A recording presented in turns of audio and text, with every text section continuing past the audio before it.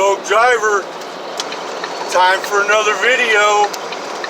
Are you ready? Today we're going to be talking about driving with focus. What I mean by that is that I drive all over the place and I see people all the time. They're texting, they're talking on their phone, driving with one hand on the steering wheel, all back up in their seat like there's some kind of damn G or something. Well, today I'm going to discuss these issues with you because there's a lot of very important safety issues with all of this stuff.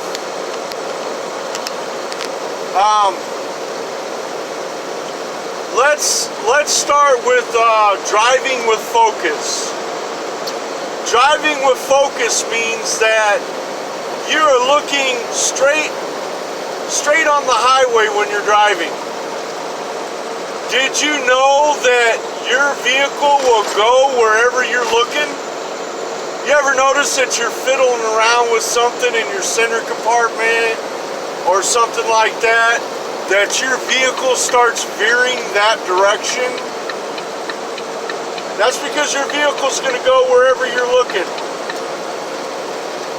Now, what helps me out, like if I'm in a storm or it's foggy or anything like that, what I do is I stare at the lines on the road. If I'm passing another truck, I'm supposed to hug the yellow line. Now, what I do is I stare at that yellow line as I'm passing. And when I do that, my tires will stay right next to that yellow line or on that yellow line the whole time I'm looking at it. Excuse me. Same thing when a truck's passing me. I stare at the white line on the right side of the road. And when I do that, I'm staying next to that white line or on that white line, giving that other truck driver plenty of room to get by me without us having a side swipe or a collision. Now, you could do the same thing in the middle lane. And what you do is you stare at the highway in between the dotted lines. By doing this, you are going to drive straight in the middle of the highway. And that's going to help you to not side swipe or collide with a vehicle on either side of your vehicle. Now, I see all kinds of strange things driving. I see people texting on their phones. I mean, one time I seen a lady with her iPad up on her steering wheel, typing with both hands on her iPad and steering with her knee. Now, some people might think that's cool. Some people might think that's a professional thing. Oh, look at her, she's a pro. But I'm going to tell you something, that's a very stupid thing to do. Because if one of your front tires blows out in your vehicle, whatever tire on whatever side, you're going to go to the ditch. And if you ain't got both hands on the steering wheel, you're going to wreck. And you're going to either hurt or kill yourself or someone else around you.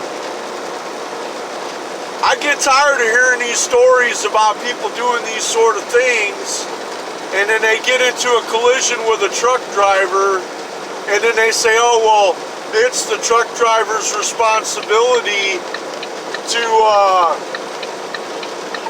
be safer than us. I'm sorry, but I'm not going to be your excuse for being a dumbass. Excuse the cussing, but I really mean that, though.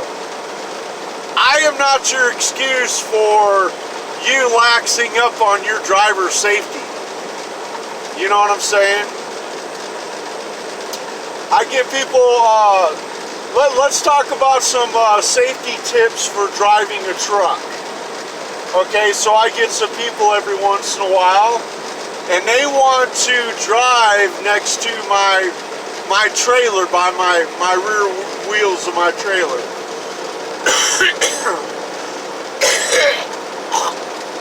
Excuse me.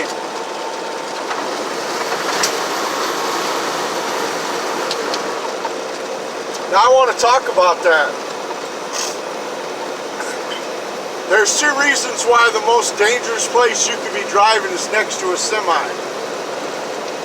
If any of my tires on that side of the truck that you're driving next to blow out, if the boom of the explosion don't scare you into swerving and wrecking, my trailer and my truck veering over and sideswiping you and putting you into the ditch will scare the shit out of you.